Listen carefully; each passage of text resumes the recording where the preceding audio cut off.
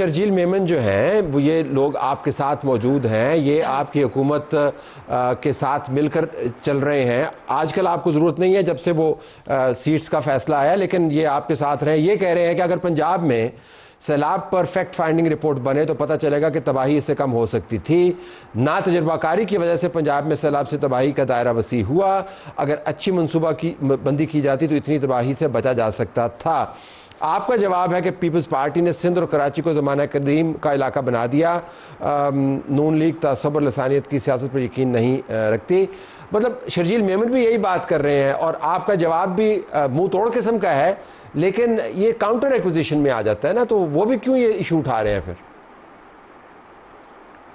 देखिए, मुझे तो मैं समझती हूँ कि शर्जील मेमन साहब से जो बड़ी अथॉरिटी है वो बिलावल भुट्टो साहब हैं, या वो चेयरमैन सेनेट हैं यूसुफ रज़ा गिलानी। उन दोनों के स्टेटमेंट ज़रा निकाल के देखिए कि उन्होंने पंजाब की और चीफ मिनिस्टर साहिबा की जो सैलाब के अंदर मैनेजमेंट है उसको किस तरह से जो है वो सेकंड किया है। अब शर्जील मेमन साहब के ऊपर क्या प्रेशर है, वो क्या करने की कोशिश कर रहे हैं, मेरी समझ से बाहर है। और उनको भी जो है वो तड़का लगाना है इस सैलाबी सियासत के अंदर।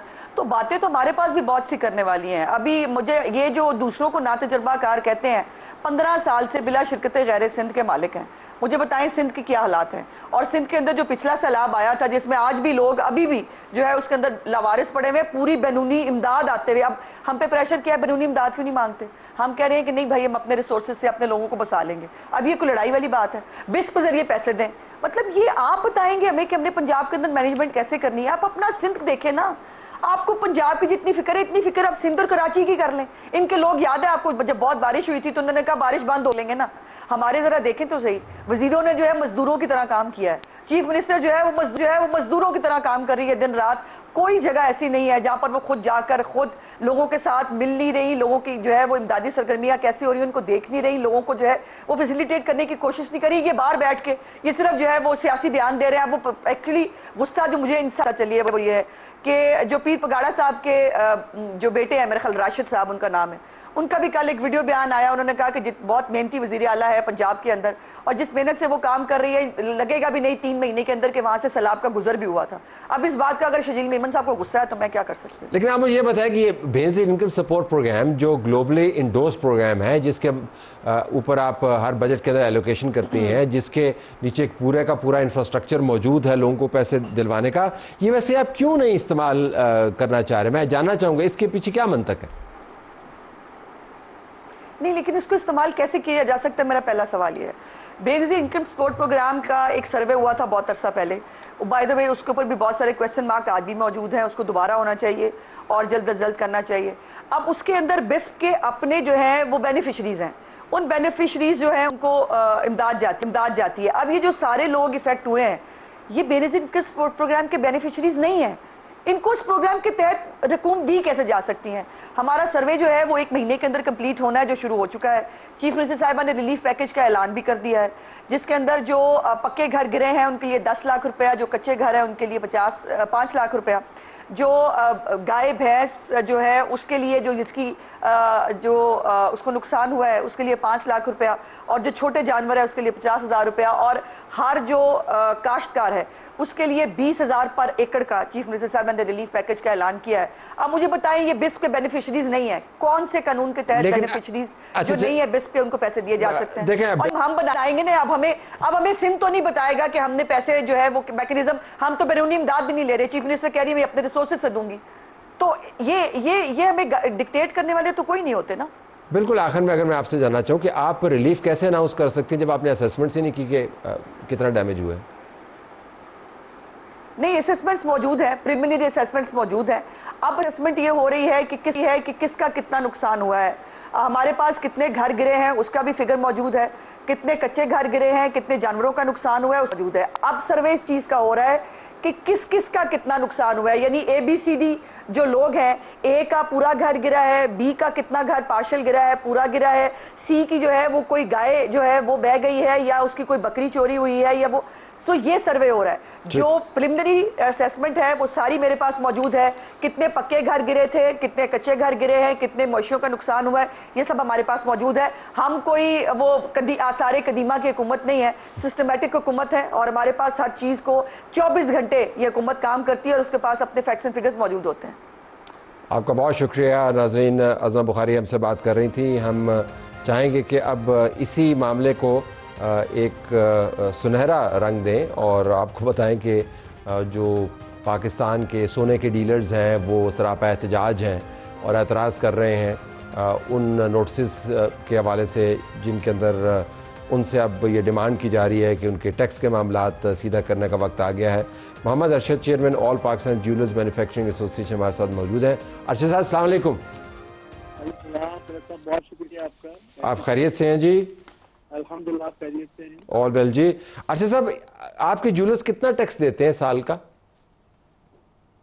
सर ये तो सवाल ऐसा कि मतलब पूरा सेक्टर ही है और अल्हम्दुलिल्लाह हमें ये पता है कि हम जो सेक्टर, हमारा सेक्टर जो टैक्स पेड कर रहा है वो अल्हम्दुलिल्लाह तमाम सेक्टर से ज्यादा है। तो है कितना? सर फिगर तो मैं नहीं बता सकता आपको और ना मेरे इल्म में है फिगर, लेकिन अल्हम्दुलिल्लाह ऑलमोस्ट जो है तमाम ज्वेलर भी टैक्स पेयर हैं इनकम टैक्स में। अच्छा, पिछली मरतबा 36,000 2022 की एक रिपोर्ट है, थोड़ी सी पुरानी है, उसके अंदर तो हमें बताया गया था कि तकरीबन 36,000 ज्वेलर्स हैं, लेकिन सिर्फ 54 ज्वेलर्स बाकायदगी से टैक्स देते हैं। इस तरह कंडीशन गवर्नमेंट ने जो है मतलब एसोसिएशन को भी किया, उसके बाद हमने भी बहुत मेहनत, अल्हम्दुलिल्लाह आज हम बहुत अच्छे फिगर में मौजूद हैं और मजीद कोशिशें जारी है कि जो लोग अभी तक रजिस्टर्ड नहीं हो पाए उनको भी हम रजिस्टर्ड करें। लेकिन रजिस्टर्ड कराने में हमें दुश्वारी होती है कि वो लोग हमसे सवाल करते हैं, जो हमारे मेंबर्स हमसे सवाल करते हैं कि सर हम तो रजिस्टर्ड हो जाते हैं, 20-30 टैक्स पेयर है, फिर भी हमें नोटिस इशू किए जाते हैं, इसका हमें जवाब नहीं मिलता। और प्लस ये कि फेडरल गवर्नमेंट की तरफ से कोई हमें मराहत नहीं मिलती।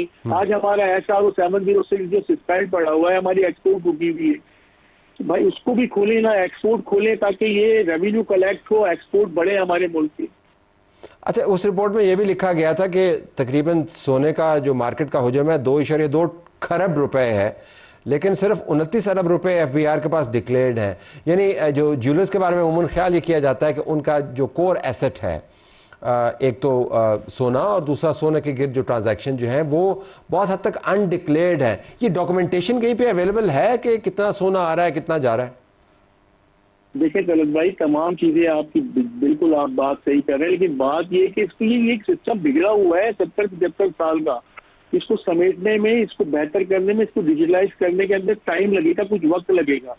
एकदम तो तमाम चीजें सही नहीं हो जाएंगी। हमने कैंप तक के लगाए FBR के लिए कि जी हम अपने लोगों को रजिस्टर करें, हम सड़कों पर भी बैठे, हमने और रजिस्ट्रेशन कराई भी ज्वेलर्स की। अब कुछ ज्वेलर्स ऐसे कि सिर्फ नाम का उन्होंने बोर्ड तो लगाया हुआ ज्वेलर्स का, लेकिन उनकी दुकान के अंदर 10 ग्राम सोना नहीं है, वो सिर्फ कैटलॉग्स के ऊपर बिजनेस कर रहे हैं। तो उनको कैसे हम मतलब मजबूर कर सकते हैं, जिनका ना बैंक अकाउंट है ना कोई स्टेटमेंट है, उनको हम कैसे कह सकते हैं? फिर भी हम कोशिश भरपूर कर रहे हैं, पूरे पाकिस्तान से लोग कोशिश कर रहे हैं कि तमाम सेक्टर को जो है डिजिटलाइज भी करें और रजिस्टर भी कर रहे हैं। ये कौन सी दुकान है जिसके अंदर 22 तोले सोना भी नहीं है? मुझे जरा बताएं तो सही। सर बहुत सारी दुकान है, औरंगी टाउन, कोरंगी हो गया, हमारा गुलबहार के इलाके, छोटी छोटी दुकानें लेके ज्वेलर्स के नाम लगा के बैठे हुए लोग जो कैटलॉग्स पे ऑर्डर ले रहे हैं। आप सर्वे करें, मैं आपको खुद सर्वे कराने के लिए तैयार हूँ। नहीं, मैं तो मार्केट्स में घूमा, मैंने मार्केट में घूमा, जो बड़ी बड़ी मार्केट्स हैं, पिंडी की, इस्लामाबाद की, वहां पर हर जगह के वो सब ऑलरेडी रजिस्टर्ड है, सेल टैक्स में भी रजिस्टर्ड है, इनकम टैक्स में भी रजिस्टर्ड है, BDNSP में भी रजिस्टर्ड है वो सब। तो आप तो उनकी बात करो जो छोटी छोटी मार्केटों में। तो अभी आपके एहतजाज में बुनियादी मुतालबा क्या, आप क्या चाहते हैं? FBR क्या करे? सर हमारे साथ बैठ के मशावरत करें ना, पॉलिसीज बनाते हुए हमें बुलाएं, हमें दिखाएं, हमारे सेक्टर के अकाबरीन को बुलाएं, फिर बैठ के पॉलिसीज बनाएं। और सबसे बड़ा मुतालबा ये, अगर इस मुल्क में इस सेक्टर को तरक्की देनी है, इस सेक्टर के लोगों को अपना पाकिस्तानी समझते हैं, क्योंकि जितना हम सब पाकिस्तानी है उतने ही मुहिब वतन पाकिस्तानी सुनार भी है।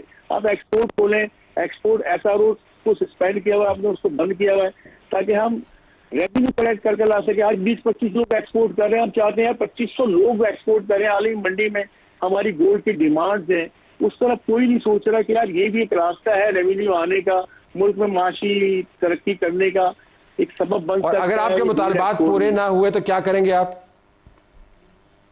कोशिश ही कर सकते हैं। एंड ऑफ द डे तो ये होगा कि अपने कारोबार को समेट के बंद करके चले जाएंगे घर। अल्लाह ना करे ऐसा हो। हम चाहेंगे कि सारे कारोबार चलते रहें, लेकिन सारे टैक्स भी दें। बड़े अहम और कीमती पाकिस्तानी हैं, क्योंकि आप सुनहरे पाकिस्तानी हैं। देखते हैं कि FBR कैसे डील करता है इन मामलात को।